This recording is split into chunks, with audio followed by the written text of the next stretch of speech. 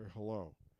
Kids, you can't eat them. Silverhead's Guide to Raising Good Children is okay, because of my countenance would suggest orc like that you'd think I'm a selfish, egotistical, only thinking about myself. I don't like that I can see that basket in the background. Oh, well, I just made a bigger mess. Here, why don't you move? Someone painted a picture of my wife and baby. I don't have the heart to get rid of it because it was such a blessed event and such a strange and appreciated gift that someone would be compelled to paint a picture of my wife and baby. So anyway, how to be a good parent? You can't eat them 101. Is yes, my countenance would suggest that I'm a selfish and meat eating carnivore that would just discipline corporal punishment my kid and discipline them by eating kids in front of them. No. See, that's the thing is none of this is true. Orcs can be a very loving father, okay? Now we got to do something about the fact that okay, the Swedish study about the kids will go to a stranger first for comfort before they go to their own dad. Well, why is that? I don't know. I can only speak from my own experience. And as I'm at work all the time, and then when I'm not at work all the time, I'm trying to dominate my kid by saying things like, "You don't respect me." You know, of course he doesn't respect you. You're a goon, okay? He watched you banana peel slip on a bunch of ant spray on the floor and think it's the funniest thing he's ever seen and talks about it often, and also doesn't mind if there's a booby trap set up for me every once in a while. And it's a good way to deflate the old man because the old man can get bug eyes. He can get bug eyes and be like, and his jaw starts shaking, and then he's like, "How dare you talk to me like that?" And then it's like, what am I trying to do? Okay, am I trying to communicate with my child? Okay, or am I trying to dominate? Okay, as males, we're taught to dominate. Not that we do it, just that if we have the opportunity to pretend we're the most important person in the room, we'll take it. Now, like if I walk into the Met Gala, okay, I know I'm not the most important person in the room, okay? Okay? That would be, I don't know who the most important person in the room is anymore. Rihanna, I guess. So that would be Rihanna, okay?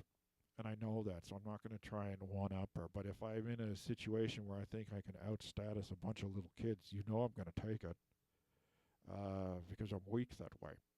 So let's also address this. Okay, so weakness is a form of strength in that you don't have any. So you're defining something by its negative, i.e., I am negative strong.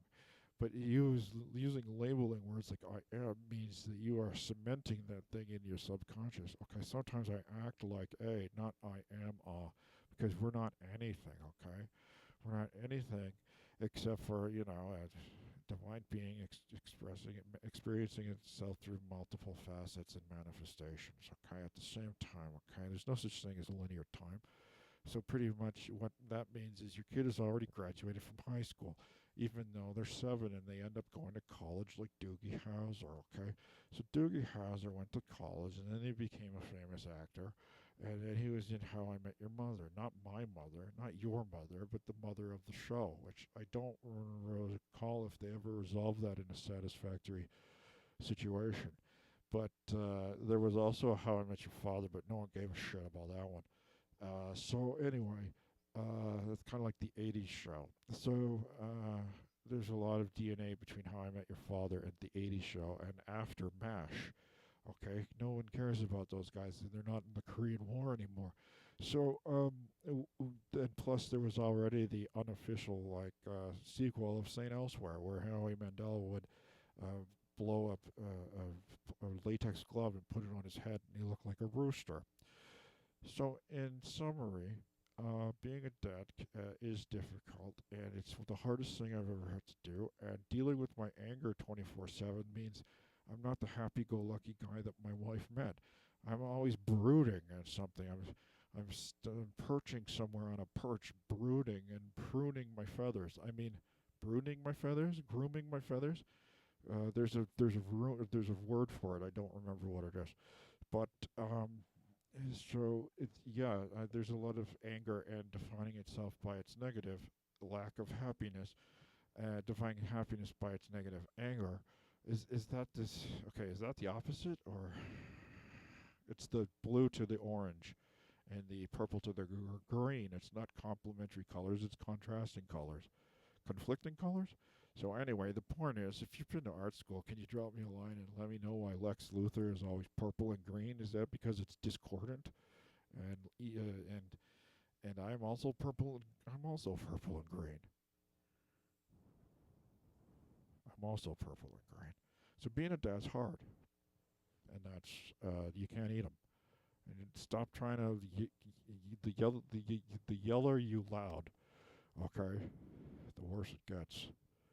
So okay. Here's 5 things you can do to be a good dad.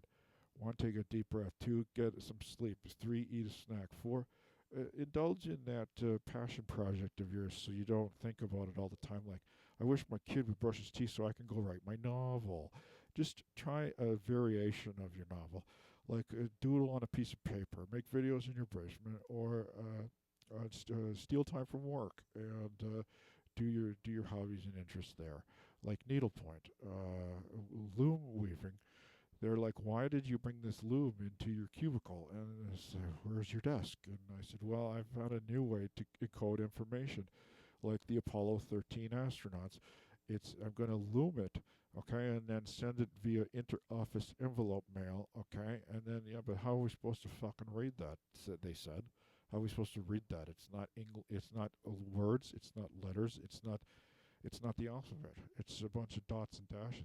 Well, yeah, that's why you have to plug it into a computer, but the only computer that can read it is UNIVAC.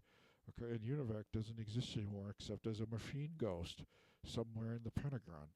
So, it haunting the halls of the Pentagon with its slimy punch cards. This is not an idea that I came up with. It was in a comic book in the 90s, The Ghost of Univac, okay?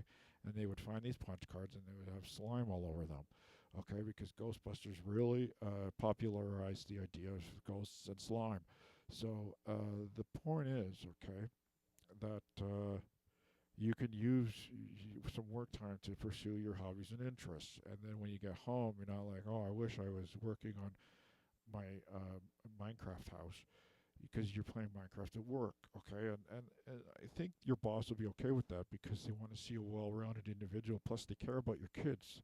I mean, doesn't everyone care about the children? I'm doing it for the children, you say. Doing it for the children.